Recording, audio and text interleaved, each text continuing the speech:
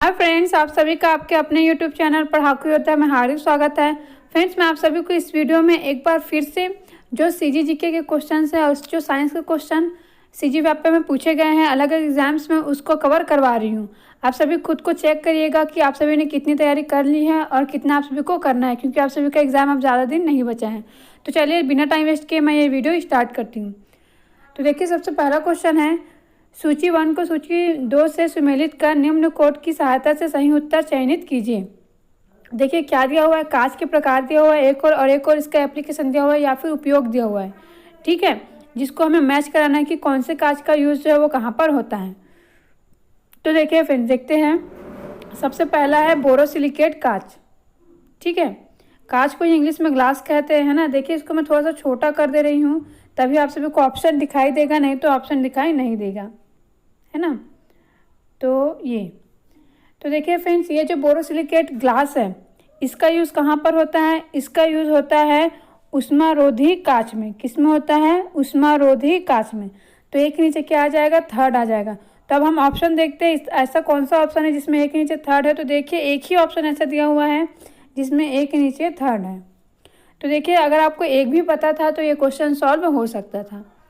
अब आगे देखते हैं। तो बोरोसिलिकेट जो ग्लास है इसका यूज़ होता है ऊष्मारोधी कांच के रूप में। किसके रूप में? ऊष्मारोधी कांच के रूप में। जो ग्लास वूल है उसका यूज़ होता है ओवन में कुछ अलग पदार्थ के लिए। किसके लिए होता है? ओवन में कुछ अलग पदार्थ के लिए। उसके बाद देखिए जो लेमिनेटेड ग्लास है इसका यूज़ होता है बुलेट प्रूफ कांच के रूप में। किसके रूप में? बुलेट प्रूफ कांच के रूप में। अब इसके आगे देखिए, क्रूक्स ग्लास का कहाँ पर यूज़ होता है? इसका यूज़ होता है आंखों के पराबैंगनी किरणों को ये काटता है। ठीक है, तो इस प्रकार से जो ऑप्शन सी है, कौन सा वाला ऑप्शन? ऑप्शन सी, ये सही आंसर है। तो आप सभी को समझ में आ गया होगा आंसर अच्छे से। देखिए ये जो क्वेश्चन पूछा गया, ठीक है, कांच और उसका एप्लीकेशन। तो देखिए कांच जो है वो डेली यूज़ होता है ना, डेली लाइफ में हमारा यूज़ होता है। तो दैनिक जीवन में जो भी चीज़ें यूज़ होता है ना साइंस का, उससे क्वेश्चन ज़रूर पूछा जाता है। और साथ ही जो लाइट वाला चैप्टर है ना, साइंस में फिजिक्स के अंतर्गत आता है, इससे क्वेश्चन पूछा जाता है। और जो मापन वाला चैप्टर आता है उससे भी क्वेश्चन पूछा जाता है। और अगर आप बायो वगैरह में देखेंगे तो जो डाइजेशन सिस्टम है उससे क्वेश्चन ज़रूर पूछा जाता है। तो आप सभी ये जो सारे चैप्टर्स उनको ज़रूर पढ़ेंगे। और डाइजेशन सिस्टम के अलावा जो भी आपका मीन्स कहने का मतलब है जो ह्यूमन फिजियोलॉजी है उससे रिलेटेड क्वेश्चन एग्जाम में पूछे जाते हैं। तो आप सभी जो इन सभी जो चैप्टर्स है उसको अच्छे से पढ़ लेंगे साइंस के लिए। अब आगे देखते हैं अगला क्वेश्चन। अगला क्वेश्चन है, 6वीं शताब्दी ईसा पूर्व में निम्नलिखित में से कौन सा नगर मगध महाजनपद की राजधानी था? तो देखिए ये जो क्वेश्चन है वो प्राचीन इतिहास के अंतर्गत का है ना। और इस समय जब 6वीं शताब्दी ईसा पूर्व था तो उस समय हमारा जो पूरा भारत देश था वो 16 महाजनपदों में डिवाइड था। कितने? 16 महाजनपदों में। और इनका जो भी राजधानी वगैरह है इन महाजनपद का, उससे रिलेटेड क्वेश्चन व्यापम कई बार पूछ चुका है ना। तो आप सभी जो जितने भी 16 महाजनपद हैं उनकी राजधानी जरूर याद रखेंगे। और यहाँ पर जो मगध के बारे में पूछा गया है, ठीक है, तो उस समय इसकी जो राजधानी थी मगध का वो कौन सा था? राजगृह था। कौन सा था? राजगृह। तो इस प्रकार ऑप्शन ए जो है वो सही आंसर है। अब आगे देखते हैं अगला क्वेश्चन, भारत में किस उच्च मूल्य के नोट का विमुद्रीकरण किया गया? तो देखिए ये उसी समय का क्वेश्चन है ना। कहने का मतलब है जब विमुद्रीकरण किया गया था, है ना, मोदी जी के द्वारा, तो उसी समय ये एग्ज़ाम हुआ था कुछ समय बाद में। तो ये उसी का ही क्वेश्चन है। तो आप सभी को पता ही है कि इसका आंसर है ऑप्शन बी। ठीक है, 1000 का नोट। अब आगे चलते हैं, अगला क्वेश्चन देखते हैं। अगला क्वेश्चन है, प्रति व्यक्ति आय संबंधित है। ये बहुत ही ज़्यादा इंपॉर्टेंट क्वेश्चन है। आप सभी जो है इकोनॉमिक पढ़ेंगे तो इसमें ये वाला चैप्टर ज़रूर पढ़िएगा, बार बार इससे क्वेश्चन पूछा जाता है। प्रति व्यक्ति आय संबंधित है प्रति व्यक्ति सकल घरेलू उत्पाद से, प्रति व्यक्ति राष्ट्रीय आय से, प्रति व्यक्ति विशुद्ध राष्ट्रीय आय से। तो इसका आंसर है ऑप्शन सी, प्रति व्यक्ति विशुद्ध राष्ट्रीय आय से। देखते हैं अगला क्वेश्चन। अगला क्वेश्चन है, क्या सही नहीं है? लोकसभा का सदस्य अस्थायी स्पीकर के समक्ष शपथ ले सकता है। बिल्कुल सही है। लोकसभा का सदस्य स्पीकर के समक्ष शपथ ले सकता है, ये भी सही है। देखिए यहाँ पर अस्थायी लिखा हुआ है, यहाँ पर सिर्फ स्पीकर, तो दोनों के समक्ष शपथ ले सकते हैं। लोकसभा का सदस्य राष्ट्रपति के समक्ष शपथ ले सकता है, ये भी बिल्कुल सही है। अब दिया हुआ है ऑप्शन डी। अब जब तीनों सही है तो ऑप्शन डी जो है वो ऑटोमेटिकली गलत होगा ही। तो देखिए जो लोकसभा का सदस्य है वो उपराष्ट्रपति के समक्ष शपथ ले सकता है, ये गलत है। ठीक है, तो जो लोकसभा का सदस्य है वो स्पीकर के समक्ष, अस्थायी स्पीकर और राष्ट्रपति तीनों के समक्ष शपथ ले सकते हैं। आप सभी इस बात को ध्यान में रखिएगा। और लोकसभा और राज्यसभा से रिलेटेड, विधानसभा से रिलेटेड क्वेश्चन ज़रूर पूछा जाता है, आप सभी अच्छे से पढ़ेंगे। और आप सभी को पता ही है कि अभी विधानसभा का चुनाव चल रहा है ना हमारे भारत देश में कुछ राज्यों में, तो विधानसभा से रिलेटेड क्वेश्चन ज़रूर पूछा जाएगा, तो उसकी तैयारी अच्छे से कर लेंगे। अब आगे देखते हैं अगला क्वेश्चन, निम्नलिखित में से कौन सा आधात्विक द्रव है? तो कौन सा? ये बहुत ही फेमस क्वेश्चन है, ब्रोमीन। ठीक है, ऑप्शन बी। अब आगे देखते हैं अगला क्वेश्चन, निम्नलिखित में से किस वर्ष में शिवाजी तथा राजा जयसिंह के बीच पुरंदर की संधि पर हस्ताक्षर किए गए? तो जो शिवाजी है और जो राजा जयसिंह है उनके बीच पुरंदर की संधि कब हुआ है? 1665 में। कब हुआ है? 1665 में।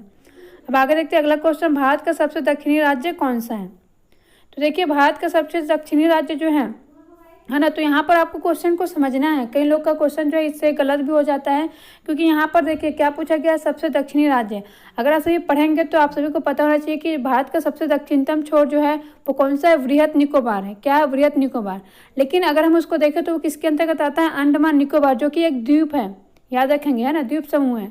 लेकिन यहाँ पर राज्य पूछा गया, तो इसका आंसर होगा ऑप्शन सी, तमिलनाडु। ठीक है, अगर सिर्फ भारत करके दिया रहता है ना, राज्य कर मतलब कहने का मतलब भारत का सबसे दक्षिणी क्षेत्र कौन सा है, इस प्रकार से अगर दिया रहता तो आता है डी वाला। लेकिन यहाँ पर राज्य करके दिया हुआ है, तो याद रखेंगे इसका आंसर होगा ऑप्शन सी, तमिलनाडु। अब आगे देखते हैं अगला क्वेश्चन, वर्ष 2011 की जनगणना में भारत की जनसंख्या घनत्व क्या है? ये बहुत ही फेमस क्वेश्चन है और इसका आंसर है ऑप्शन सी, 382 प्रति वर्ग किलोमीटर। भारत की जो जनसंख्या घनत्व है वो है 382 प्रति वर्ग किलोमीटर 2011 की जनगणना के अकॉर्डिंग। फिर से देखिए वही क्वेश्चन, रिपीटेड क्वेश्चन है, सेम क्वेश्चन। तो देखिए व्यापम के द्वारा क्वेश्चन रिपीट कर दिए जाते हैं। आप सभी जो है, मैं जितना भी क्वेश्चन पेपर कराई हूँ, एक बार अगर आपको टाइम मिले, है ना, तो पढ़ने के बाद एक बार और ज़रूर रिपीट करिएगा, ताकि आप सभी को कोई भी डाउट ना रहे। तो इसका आंसर क्या है? ऑप्शन सी, प्रति व्यक्ति विशुद्ध राष्ट्रीय आय से। अब आगे देखते हैं अगला क्वेश्चन। अगला क्वेश्चन है, यदि स्पीकर और डिप्टी स्पीकर का पद रिक्त है तो लोकसभा की बैठकों की अध्यक्षता कौन करेगा? तो देखिए अगर स्पीकर और डिप्टी स्पीकर का पद रिक्त है तो उस समय बैठकों की अध्यक्षता कौन करते हैं? राष्ट्रपति द्वारा नियुक्त एक सदस्य द्वारा की जाती है। किसके द्वारा? राष्ट्रपति द्वारा नियुक्त एक सदस्य द्वारा इसकी अध्यक्षता की जाती है। अब आगे देखते हैं अगला क्वेश्चन, रक्त ग्लूकोज स्तर को सामान्यतः व्यक्त किया जाता है। तो देखिए जो रक्त ग्लूकोज स्तर है, ठीक है, इसको व्यक्त किसमें किया जाता है? मिलीग्राम प्रति डेसीलीटर, मिलीग्राम प्रति डेसीलीटर। तो देखिए इस प्रकार से क्वेश्चन भी एग्जाम में पूछ दिया जाता है। ये साइंस का क्वेश्चन है, ठीक है। साथ ही फ्रेंड्स आप सभी को मैं ये बता देती हूँ कि हमारे यूट्यूब चैनल पर जो साइंस है, ठीक है, उसके अंतर्गत जो डाइजेशन सिस्टम है वो बहुत ही अच्छे से पढ़ाया गया है। आप सभी वीडियोस को ज़रूर देखिएगा। मीन्स जो ह्यूमन फिजियोलॉजी से रिलेटेड 2-3 चैप्टर्स है वो कंप्लीटेड है और इतना डिटेल से कंप्लीटेड है कि अगर आप सभी उन वीडियोस को देखेंगे तो एक भी क्वेश्चन आप सभी का उन टॉपिक से बाहर नहीं जा सकता, ठीक है। डाइजेस्टिव सिस्टम हो गया, इसके साथ ही जो एक्सक्रीटरी सिस्टम है, कहने का मतलब है पाचन तंत्र हो गया, है ना, उत्सर्जन तंत्र हो गया, और जो सर्कुलेटरी सिस्टम है, ठीक है, परिसंचरण तंत्र, ब्लड वगैरह के बारे में जिसमें हम पढ़ते हैं। तो ये सारी चीज़ें हमारे यूट्यूब चैनल पर पढ़ाया गया है, तो आप सभी ज़रूर देखिएगा उन वीडियोस को। फ्रेंड्स आप सभी के लिए जो एंड स्क्रीन है उसमें जो साइंस के वीडियोस है उसका लिंक दे दूंगी, आप सभी ज़रूर देखिएगा, आप सभी के लिए बहुत ही ज़्यादा बेनिफिशियल होगा। आगे देखते हैं अगला क्वेश्चन। अगला क्वेश्चन है, परमाणु बने होते हैं सिर्फ इलेक्ट्रॉन से, सिर्फ प्रोटॉन से, इलेक्ट्रॉन एवं प्रोटॉन से, इलेक्ट्रॉन एवं नाभिक से। तो किससे बने होते हैं ये? इलेक्ट्रॉन से एवं नाभिकी से ये बने होते हैं। अब आगे चलते हैं, अगला क्वेश्चन देखते हैं। छत्तीसगढ़ में खाद्यान्न के अंतर्गत दूसरी प्रमुख फसल कौन सी है? तो देखिए ऑप्शन दिया हुआ है धान, गेहूं, मक्का, चना। तो ये क्वेश्चन जो है बहुत ही इंपॉर्टेंट क्वेश्चन है आप सभी के लिए, इसको थोड़ा सा ध्यान से समझेंगे। देखिए यहाँ पे खाद्यान्न बोला गया है ना, तो चना तो दलहन के अंतर्गत आता है, तो ये तो कट गया। बच गया धान, तो धान भी कट गया क्योंकि दूसरा पूछा गया और छत्तीसगढ़ में पहले नंबर पर धान है। बचा मक्का और गेहूँ। तो फ्रेंड्स मक्का और गेहूँ में से जो गेहूँ है ये दूसरे नंबर का खाद्यान्न फसल है, ठीक है। छत्तीसगढ़ में खाद्यान्न के अंतर्गत दूसरी प्रमुख फसल है गेहूँ। तो आगे देखते हैं अगला क्वेश्चन। अगला क्वेश्चन है, भारत का एक नागरिक विधानसभा का चुनाव लड़ना चाहता है किंतु वह विकृत चित्त का है। वह विकृत चित्त का है, इसकी घोषणा कौन करेगा? ध्यान से सुनेंगे। भारत का एक नागरिक विधानसभा का चुनाव लड़ना चाहता है किंतु वह विकृत चित्त का है। वह विकृत चित्त का है, इसकी घोषणा कौन करेगा? तो याद रखेंगे कि इसकी घोषणा करता है सक्षम न्यायालय, ठीक है। ऑप्शन सी जो है वो सही आंसर है। तो इसका आंसर क्या है? आप सभी याद रखेंगे, सक्षम न्यायालय। अब आगे देखते हैं अगला क्वेश्चन। अगला क्वेश्चन है भारत में किस कैलेंडर को मान्यता दी गई है। तो देखिए भारत में हम लोग जो कैलेंडर यूज़ करते हैं वो कौन सा कैलेंडर है, ग्रेगोरियन कैलेंडर है। कौन सा है, ग्रेगोरियन कैलेंडर है, अच्छे से याद रखेंगे। तो इस क्वेश्चन का आंसर है ऑप्शन ए। तो फ्रेंड्स ये जो सारे क्वेश्चंस है, आप सभी को क्वेश्चंस में कोई भी डाउट होगा तो बेशक कमेंट करिएगा, ठीक है। आप सभी को वीडियो कैसा लगा ये भी कमेंट करके ज़रूर बताइएगा और ज़्यादा से ज़्यादा लाइक और शेयर भी ज़रूर करिएगा। आप सभी कमेंट करते हैं तो बहुत ही अच्छा लगता है कि आप सभी जो है अपने एग्ज़ाम को लेकर के बहुत ही सीरियस हैं।